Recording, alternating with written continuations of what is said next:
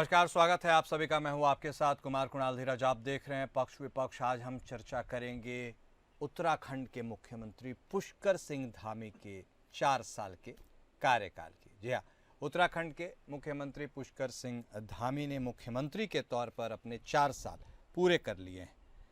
पुष्कर सिंह धामी ने 4 जुलाई 2021 को जब मुख्यमंत्री के रूप में अपना पहला कार्यकाल प्रारंभ किया था तो तत्कालीन बीजेपी सरकार में 2 मुख्यमंत्री बदले जा चुके थे। मैं 6 से 7 महीने बाद विधानसभा चुनाव की चुनौती के बीच राजनीतिक विश्लेषकों की नज़रें स्वाभाविक रूप से इस पर टिकी थीं कि युवा चेहरा वरिष्ठों और अनुभवी नेताओं के बीच अपनी जगह किस प्रकार स्थापित कर पाएगा। धामी ने पार्टी हाईकमान की उम्मीदों पर स्वयं को खरा उतारा और इसके बाद इसे साबित भी कर दिया है। वर्ष 2022 में बीजेपी की प्रचंड बहुमत के साथ लगातार दूसरी बार सरकार बनी तो पार्टी ने धामी को दोबारा मुख्यमंत्री पद पर आरूढ़ कर पार्टी ने भी युवा चेहरे पर विश्वास बरकरार रखने में हिचक नहीं दिखाई। उत्तराखंड के सबसे युवा मुख्यमंत्री पुष्कर सिंह धामी के खाते में बने निर्णय लेने और उन्हें धरातल पर उतारने का उल्लेखनीय रिकॉर्ड दर्ज है। अब तक के 4 साल के कार्यकाल में मुख्यमंत्री पुष्कर सिंह धामी ने समान नागरिक संहिता, नकल विरोधी कानून, धर्मांतरण रोकथाम कानून के जरिए राष्ट्रीय फलक पर छाने का काम किया है। दंगाइयों से निपटने के लिए कड़े कानून बनाने में धामी सरकार ने तनिक भी हिचक नहीं दिखाई। वहीं उत्तराखंड राज्य आंदोलनकारी को सरकारी नौकरियों में आरक्षण देकर लोक कल्याण को प्राथमिकता देने वाले सीएम के रूप में भी प्रदेश में पहचान बनाई। धामी सरकार ने कमजोर और वंचितों को सहारा देने और निर्धनों के उत्थान के लिए सामाजिक सुरक्षा योजनाओं के लिए बजट में अधिक धनराशि जुटाई तो राज्य के कर संसाधनों को बढ़ाने के लिए कई कड़े उपाय करने का हौसला भी दिखाया है। धामी सरकार के 4 साल पूरे हो गए हैं और आमजन की अपेक्षाओं पर आखिरकार मुख्यमंत्री पुष्कर सिंह धामी कितना खरे उतरे हैं, इसी को लेकर आज हम बातचीत भी करेंगे।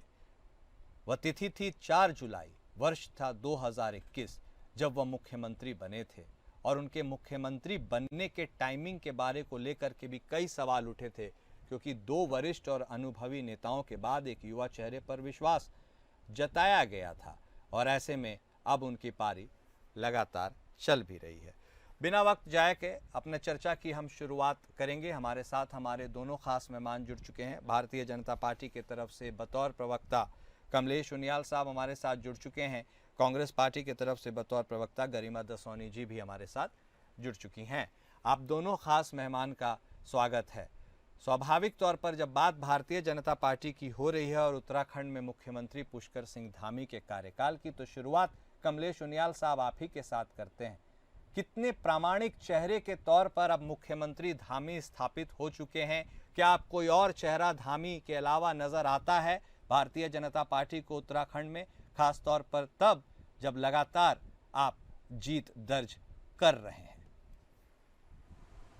निश्चित तौर पर आप ये देखेंगे, चाहे वो निकाय चुनाव हो, चाहे आने वाले पंचायत चुनाव हो, इससे पहले लोकसभा के चुनाव हो या 2022 की अगर हम लोग बात करते हैं, पुष्कर सिंह धामी जी के नेतृत्व में जितने भी चुनाव लड़े हैं वो हम निरंतर जीत की ओर आए हैं और जीतते रहे हैं।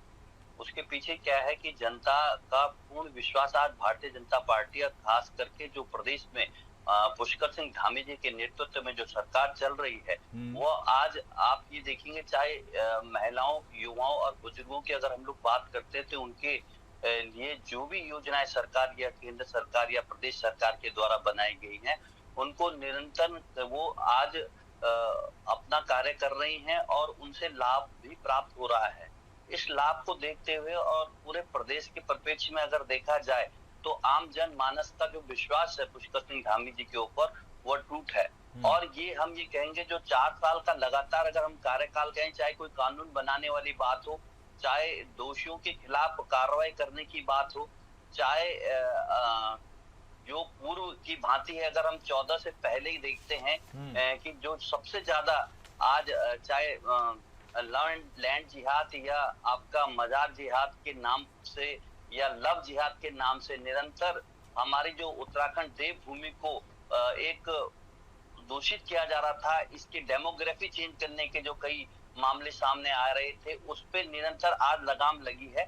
और करीबन 6-7 हजार एकड़ भूमि जो वन भूमि में अन्य धर्म के आधार पे लोगों ने कब्जा किया था, अंदर अन्य भू माफिया जो बाहरी प्रदेशों से आकर के यहाँ पे कब्जा कर रहे थे, उसको नीत करके सरकार में नीत किया है, जुड़वा करके सरकार के खातों में नीत किया है।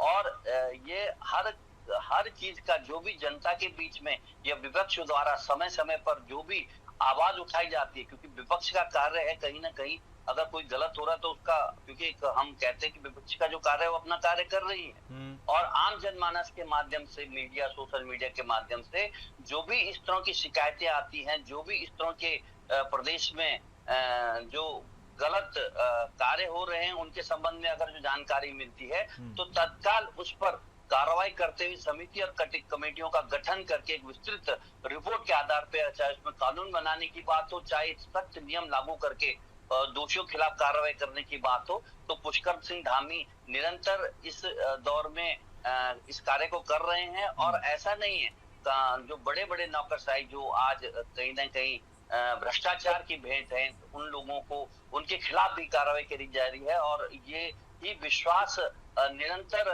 धामी जी के प्रति जो उत्तराखंड वासियों का है, उत्तराखंड प्रदेश के लोगों का है, हमारी महिलाओं का, हमारे युवाओं का, हमारे बुजुर्गों का है, वो निरंतर चला रहा है। और इसीलिए हम लोग जो उस दृष्टिकोण से भी देखते हैं कि चुनाव में भी निरंतर आप ये देखेंगे एक के बाद एक जीत भारतीय जनता पार्टी के खाते में दर्ज हो रही है। तो साफ संकेत है कि कहीं ना कहीं उत्तराखंड की जनता, उत्तराखंड का मानव कहीं ना कहीं पुष्कर सिंह धामी के कार्य से प्रभावित है। और भारतीय जनता पार्टी की जो कुशल केंद्र और प्रदेश में जो सरकार चल रही है, वो आगामी जो भी योजनाओं हैं उनका लाभ देते हुए जनता को अपने एक विश्वास के साथ जोड़ते हुए और निरंतर ये जो कार्य हैं इन प्रगति को उत्तराखंड राज्य को ले जा रही है। ठीक है उनियाल साहब, अब देखिए लोकतंत्र में विपक्ष भी एक महत्वपूर्ण भूमिका निभाता है, सरकार को आईना दिखाने का भी काम करता है। गरिमा जी, आपको लगता है, देखिए अब ऐसे राजनीतिक तौर पर ईमानदारी से यदि माना जाए तो उत्तराखंड के लिहाज से कांग्रेस के लिए टफ टाइम्स है, और ऐसे में पुष्कर सिंह धामी का चेहरा जो लाभप्रद बता रहे हैं कमलेश उनियाल साहब, सर्वव्यापी उत्तराखंड की जनता के लिए, क्या आपके लिए एक दोहरी चुनौती है? जो कुछ कहा जा रहा है, बताया जा रहा है, आप उससे सहमत हैं? सरकार खासकर सीएम को कैसे आंकती हैं? देखिए, मेरा तो पहले तो कमलेश जी से निवेदन रहेगा कि बहुत शांतिपूर्वक मैंने उनकी बात सुनी। अब कृपया विपक्ष की बात को भी आप शांति से सुनेंगे तो शायद कुछ ज्ञानवर्धनी होगा और आईना देखने को मिलेगा। मैं सिलसिलेवार अपनी बात रखती हूँ। देखिए, पुष्कर सिंह धामी जी के जिस तरह से एक कहा जा रहा है कि रिकॉर्ड तोड़ दिया, कोई रिकॉर्ड नहीं तोड़ा। स्वर्गीय पंडित नरेंद्र तिवारी जो पहली निर्वाचित सरकार के मुख्यमंत्री बने थे, उन्होंने 5 साल का अपना कार्यकाल पूरा किया था, तो उसके सामने तो अभी धामी जी का 4 ही साल हुआ है, तो कोई रिकॉर्ड नहीं ब्रेक हुआ है, ये मैं पहले साफ कर देना चाहती हूँ। वहीं हाँ, अपने मुख्यमंत्रियों की अगर ये बात कर रहे हैं तो ऐसा हो सकता है क्योंकि इन्होंने कपड़ों की तरह मुख्यमंत्री बदले हैं। 2000 से 2002 तक राज्य गठन हुआ 2000 में, और 2 साल की अंतरिम सरकार बनी, उसमें 2 बार मुख्यमंत्री बदले। 2007 से 12 के बीच में 3 बार मुख्यमंत्री बदले।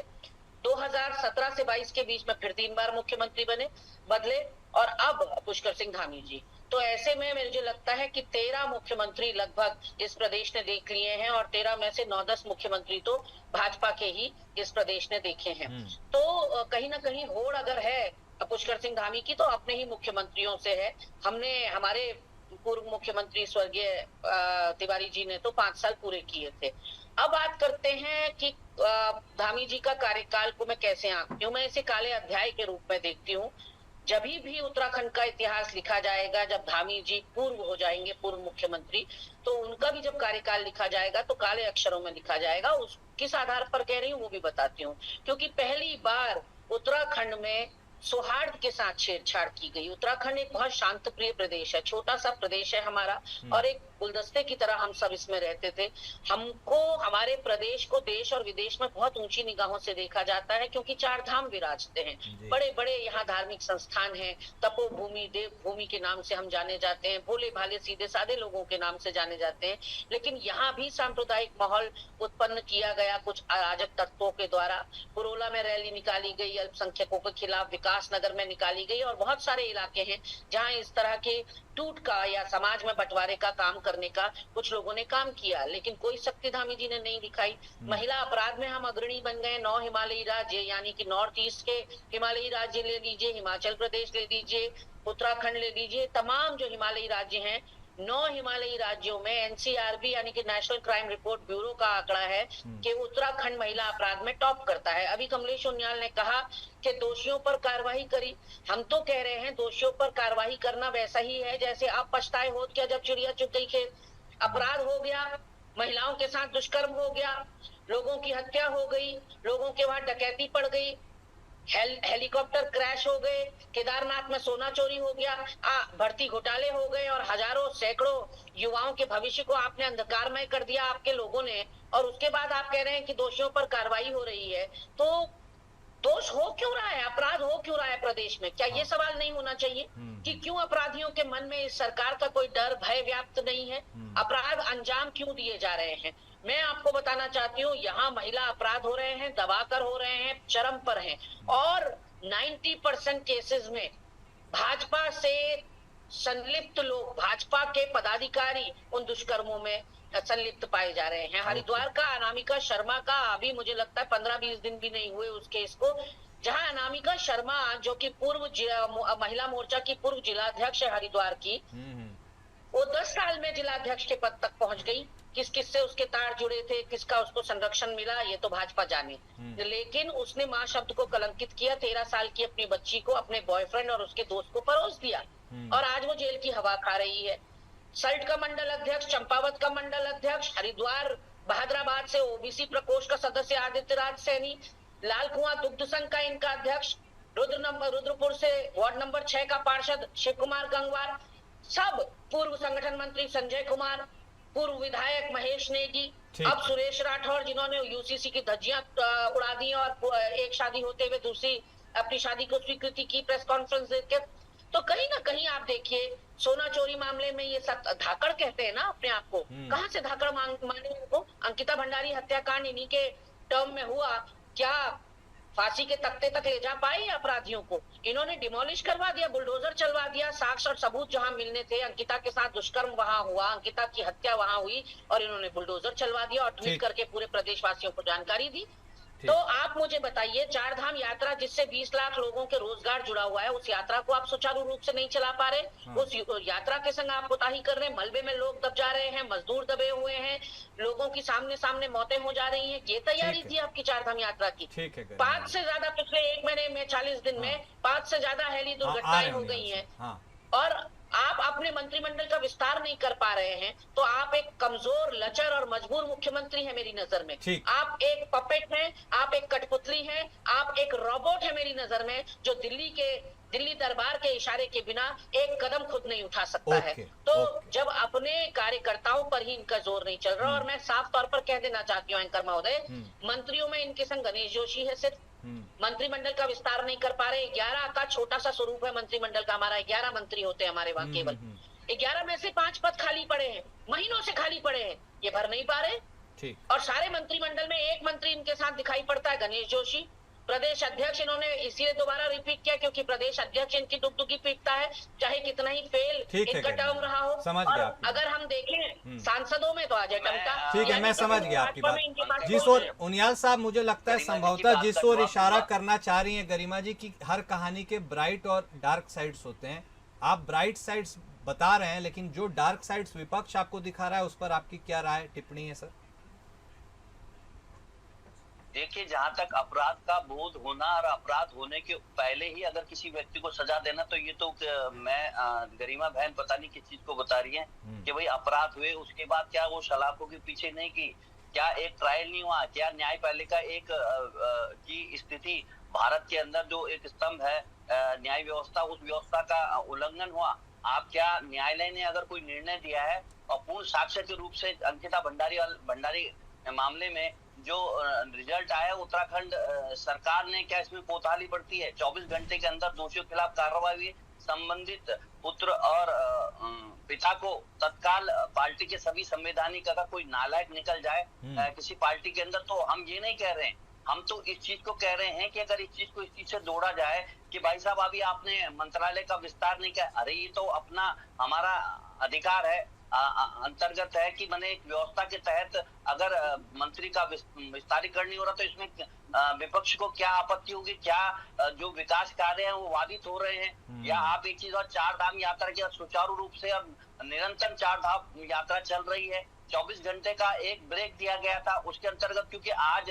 आपदा के हमारा जो पहाड़ी क्षेत्र है पूर्ण रूप से बरसाती क्षेत्र, बरसात के समय कहीं ना कहीं आपदाग्रस्त हो जाता है, तो उस हिसाब से जो नया विकास कार्य है उनमें भी अगर देखा गया है कि कहीं ना कहीं उसको भी एक सेट होने के लिए, क्योंकि और एक स्थिति बनने के लिए भी टाइम लगता है, तो उस स्थिति को देखते हुए कहीं ना कहीं सरकार ने बहुत सूक्ष्म क्षण के लिए यात्रा बंद करी है और निरंतर यात्रा चल रही है। लेकिन इसमें एक चीज भी देखना है, क्योंकि जन हानि ना हो किसी भी प्रकार का, धर्म के अंतर्गत आज जो यात्रा की हम लोग बात कर रहे हैं, आप ये देखिए 2014 से पहले केदारनाथ की आपदा के बाद क्या स्थिति थी, आज केदारपुरी को हम लोग लेके चल रहे हैं और केदारपुरी का इतना यात्री उमड़ कर आ रहा है, हर साल आप ये देखिए 1-1 करोड़ करीबन करोड़ों की संख्या में यात्रा बढ़ रही है।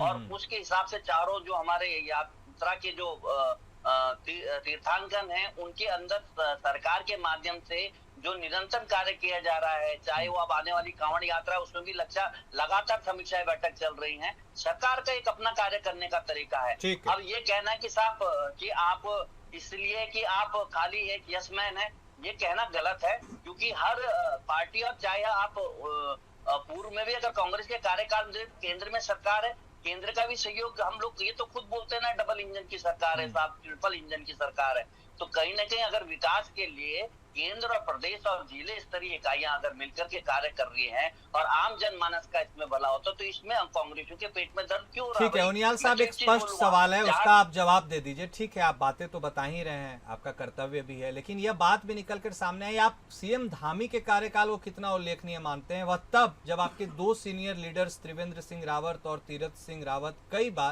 कई मौकों पर सरकार को घेर भी चुके हैं।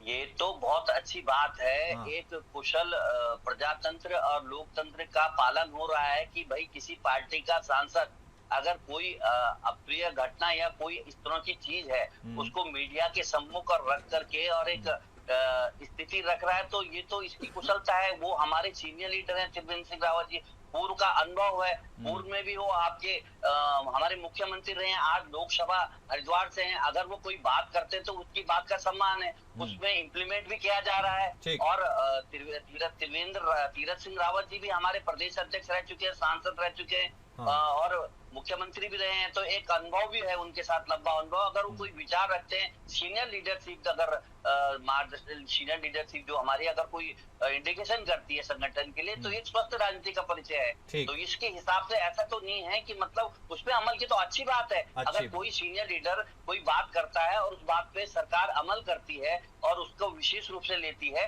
तो ये तो एक स्वच्छ राजनीति की एक पहचान है। ठीक है उनियाल साहब, अमल को लेकर के आपने बात कही, अब अमल कितना हुआ वो अलग बात है। गरिमा जी, आपको लगता है, आपने जिक्र किया अपने उल्लेख में कि उत्तराखंड में लगातार कई मुख्यमंत्री रहे, बहुत संख्या में बदले भी गए, ऐसे में अब जो मुख्यमंत्री धामी साहब टिकते से नजर आ रहे हैं, ये जनता के फेवरेट हैं या जिस ओर आप इशारा कर रही है सेंटर के फेवरेट हैं? कहानी क्या है?